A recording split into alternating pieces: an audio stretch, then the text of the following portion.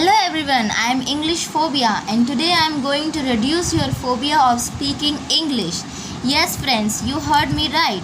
Today I am going to dismiss your phobia of speaking English from your life by just explaining some words and some phrases related to English speaking, because you know very well that there are many terms in English which is important to be learned by the learners who are trying to learn a fluent English. So if you have seen my previous videos, then you should know that I always teach you first thing that you should learn all the important vocabulary, phrases and common sentences. And today also I am going to teach you some phrases which will make you look smarter. If you use the phrases in your sentences or in your statements, then you will feel that yes, I am improving.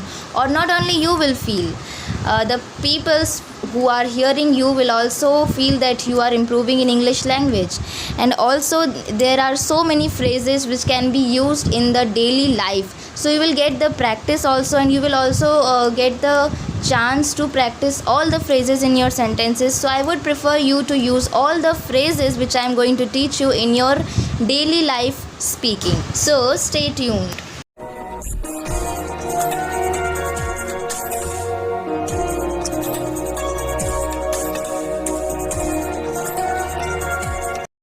And yes, one last thing which I forgotten to tell you is this video consists so many smartest phrases because by speaking these phrases, all peoples will feel that yes, you are speaking smartly and you are going to get a fluent accent. So ये phrases जो हैं बहुत ही ज़्यादा smartest है. अगर आप उन्हें use करेंगे तो बहुत ही ज़्यादा अच्छा लगेगा. अपने सेंटेंस में आप यूज़ कर सकते हैं. मैं आपको उसका मीनिंग और यूसेज एकदम अच्छे से एक्सप्लेन कर देने वाली हूँ. Your all doubts would be clear today, so just stay tuned.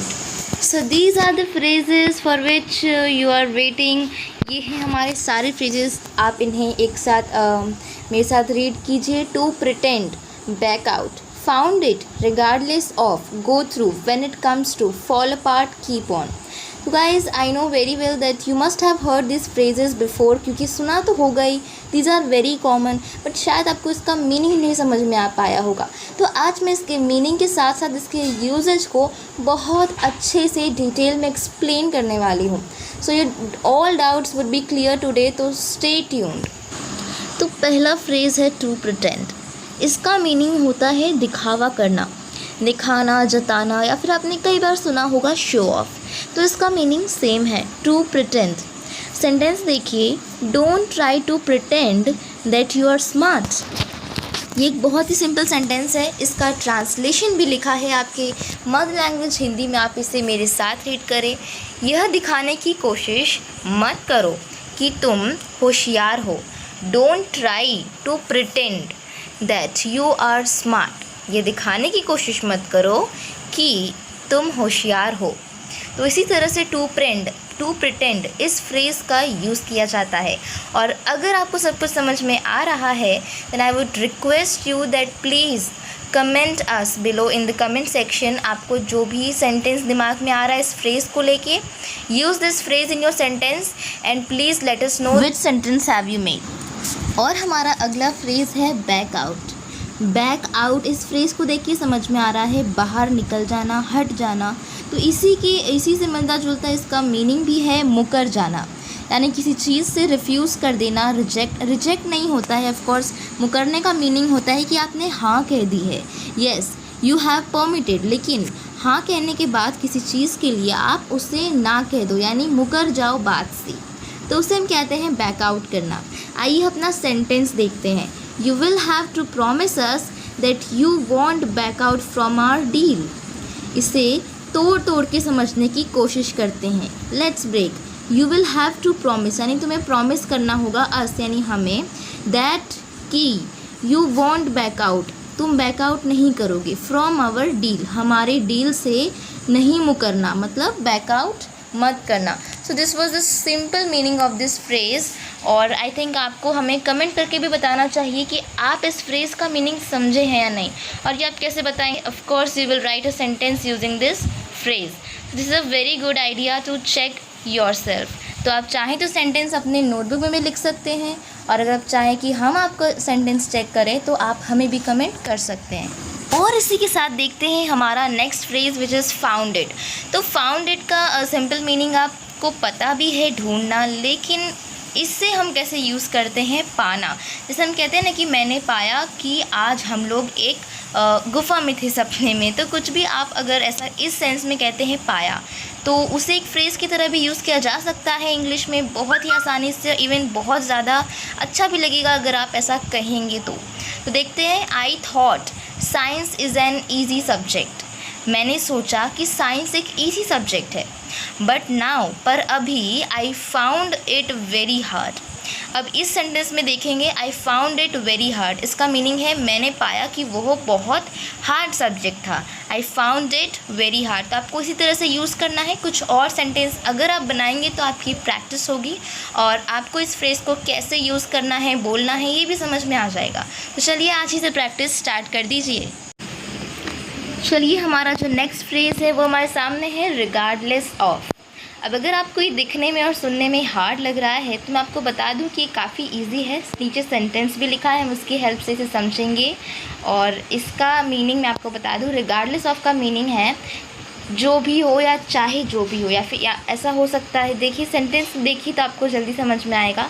I will teach English to everyone, मतलब सबको इंग्लिश सिखाऊंगी मैं, regardless of their mother tongue. अब यहाँ पे समझते हैं regardless of their mother tongue, यानी उनकी मदर टंग चाहे जो भी हो, यानी मातृभाषा चाहे जो भी हो, रिगार्डलेस ऑफ देयर मदर टंग, चाहे वो जो भी हो, मैं सबको अंग्रेज़ी सिखाऊंगा। तो रिगार्डलेस ऑफ को हम कई बार इसी सेंस में यूज़ करते हैं। और guys you can tell me if I am doing any mistake, आप कमेंट में बता सकते हैं। और इसके साथ साथ इसमें सेंटेंस आप बनाते जाइए, आपका प्रैक्टिस होगा। और इफ़ यू वांट आप हमें कमेंट भी कर सकते हैं। आइए चल देखते हैं अपना नेक्स्ट फ्रेज़, गो थ्रू। ये बहुत ही इजी फ्रेज़ है और ये सबसे ज़्यादा स्मार्ट, अगर आप इसे बोलते हैं तो ये काफ़ी स्मार्ट साउंड करता है। आपके आसपास वाले लोग आपको ज़रूर करेंगे इट साउंड्स ग्रेट, या फिर कोई कहेगा इट साउंड्स स्मार्ट, क्योंकि गो थ्रू दूसरे लोग भी हमेशा यूज़ करते हैं अपनी स्मार्टनेस दिखाने के लिए। तो इसका बड़ा ही सिंपल सा मीनिंग है पढ़ना। जी हाँ, किसी चीज़ को रीड करना या उसे पढ़ लेना का मीनिंग होता है गो थ्रू। जैसे सेंटेंस में लिखा है, please go through the first chapter. Please go through the first chapter, कृपया पहले चैप्टर को पढ़ लें। कृपया पहले चैप्टर को पढ़ लें को इंग्लिश में हम कहेंगे please go through the first chapter. और हमारा नेक्स्ट फ्रेज़ है when it comes to. When it comes to का मीनिंग होता है जब बात आती है। और हम इस फ्रेज़ को कई बार हिंदी में यूज़ करते हैं। हम कहते हैं कि हाँ हम ये कर सकते हैं, वो कर सकते हैं, लेकिन जब बात आती है करने की तो ये सब हम बोलते ही रहते हैं। तो बस उस चीज़ को हम इंग्लिश में कहते हैं when it comes to. When it comes to का मीनिंग है जब बात आती है तब। अब सेंटेंस देखते हैं, I can cook tasty food, यानी मैं टेस्टी खाना बना सकती हूँ। But when it comes to cook for whole family I get nervous, यानी जब बात आती है पूरे परिवार के लिए बनाने की खाना तो मैं घबरा जाती हूँ। और हमने इस फ्रेज़ को यहाँ इस सेंटेंस में यूज़ किया है when it comes to cook for whole family, यानी जब आती है बात पूरे घर के लिए खाना बनाने की, तो व्हेन इट कम्स टू को हम इस तरह से यूज़ करते हैं।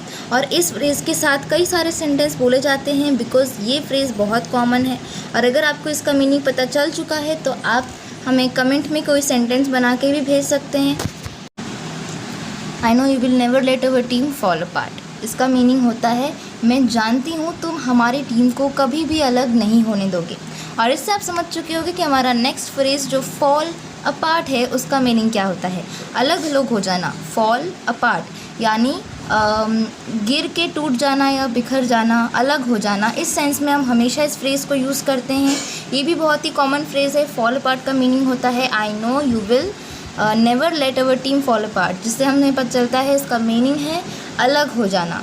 और ये बहुत ही इजी फ्रेज़ है, आपको इसका मीनिंग समझ में आ गया होगा तो आप चाहें तो इसके ऊपर सेंटेंस बना के कमेंट कर सकते हैं और इससे आपकी प्रैक्टिस भी हो जाएगी। और हमारा नेक्स्ट और हमारा लास्ट फ्रेज़ है कीप ऑन। कीप ऑन का मीनिंग होता है किसी चीज़ को जारी रखना या उसे बरकरार रखना। तो अगर जो चीज़ चल रही है अगर आपसे कंटिन्यू रखना है तो इस फ्रेज़ का यूज़ कर सकते हैं कीप ऑन। और इसे करना कैसे है यूज़, तो चलिए अपने एग्जाम्पल सेंटेंस में देखते हैं। Why do you keep on changing your mood. Why you keep on changing your mood का मीनिंग है आप अपना मन क्यों बदलते रहते हैं। Why you keep on changing your mood, आप अपना मूड क्यों बदलते रहते हैं। तो बस कीप ऑन को ऐसे यूज़ करना, ये बहुत सिंपल फ्रेज़ है और ये वाला हमारे सेशन का लास्ट फ्रेज़ था। अगर आपको ये सारे फ्रेज़ के मीनिंग समझ में आ चुके हैं तो आप इनके ऊपर सेंटेंस बनाकर और अपने डेली लाइफ में से यूज़ करके प्रैक्टिस कर सकते हैं। और हाँ, इसके साथ साथ आप चाहे तो हमें कमेंट करके ही बता सकते हैं कि आपको फ्रेजेस कैसे लगे। और अगर आपकी फैमिली और फ्रेंड्स में ऐसे और भी लोग हैं जो इंग्लिश सीखना चाहते हैं तो आप उन्हें ये वीडियो ज़रूर शेयर करें, क्योंकि ये बहुत ही इंपॉर्टेंट वीडियो है। इसमें कई सारे फ्रेजेस मैंने आपको बताए जो कॉमन भी है और इंटरेस्टिंग भी।